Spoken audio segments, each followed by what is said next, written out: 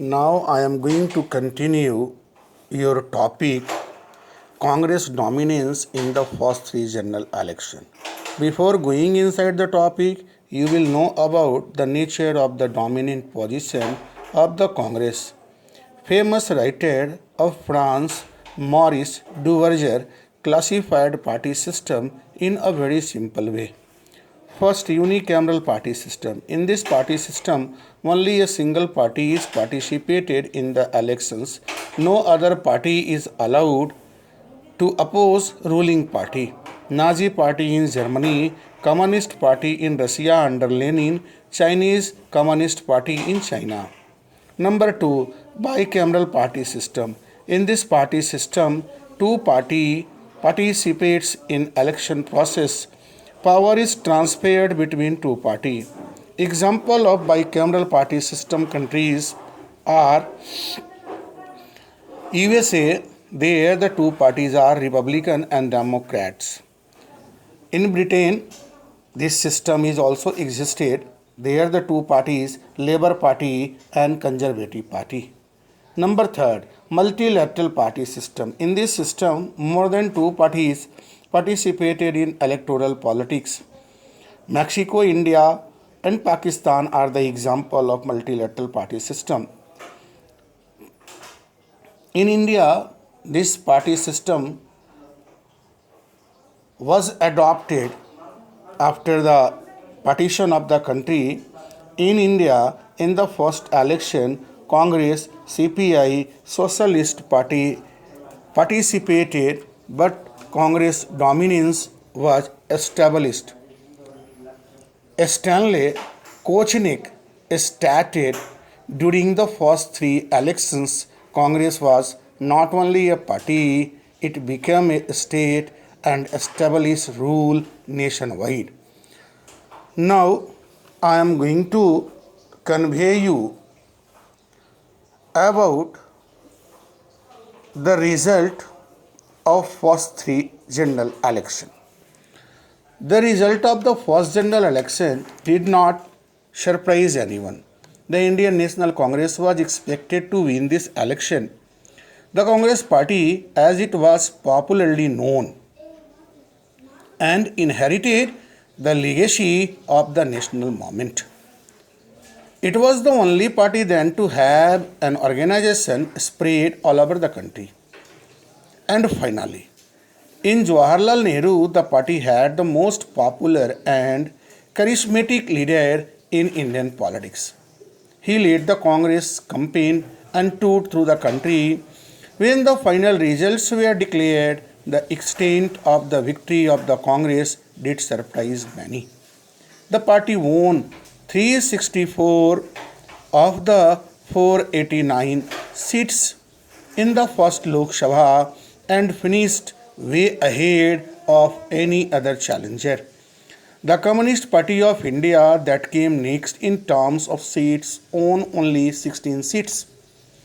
The state elections were held. With the Lok Sabha election, the Congress scored big victory in those elections as well. It won a majority of seats in all the states except Travancore, Cochin, Madras and Odisha.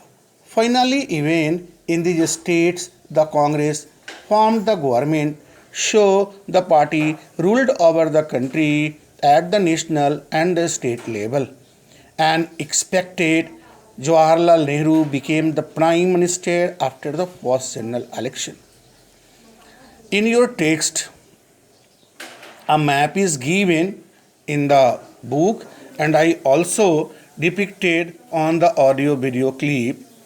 Through this map, it is easy for you to understand the domination of the Congress during the period 1952 to 1962. In the second and the third general elections held in 1957 and 1962 respectively, the Congress maintained the same position in the Lok Sabha by winning 3/4 of the seats.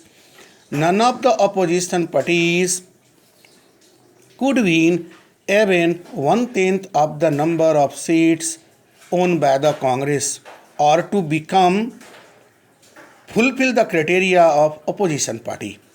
In the state assembly election, the Congress did not get majority in a few cases.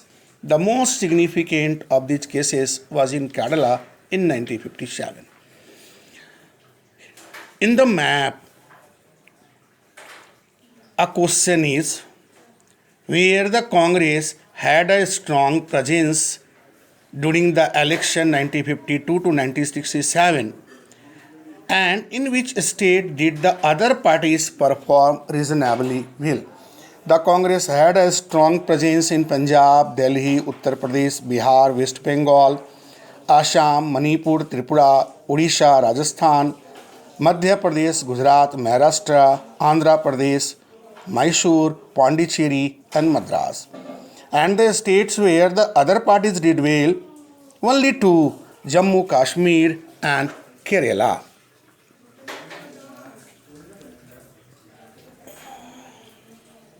The extent of the victory of the Congress was artificially boosted by our electoral system.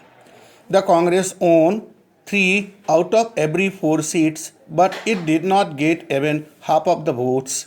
In 1952, for example, the Congress obtained 45% of the total votes, but it managed to win 74% of the seats. The Socialist Party, the second largest party in terms of votes, secured more than 10% of the votes all over the country, but it could not even win 3% of the seats. How did this happen? To understand this, in class 11th, I taught you a process by which election is conducted in India. It is called the first past the post system. In this system of election that has been adopted in our country, the party that gets more votes than others tends to get much more than its proportional share. That is exactly what worked in favor of the Congress. If we add up the votes of all the non-Congress candidates, it was more than the votes of the Congress. But the non-Congress votes were divided between different rival parties and candidates, so the Congress was still way ahead of the opposition and managed to win. In my next audio video clip, I will provide you information about communist victory in Kerala and the next topic, Socialist Party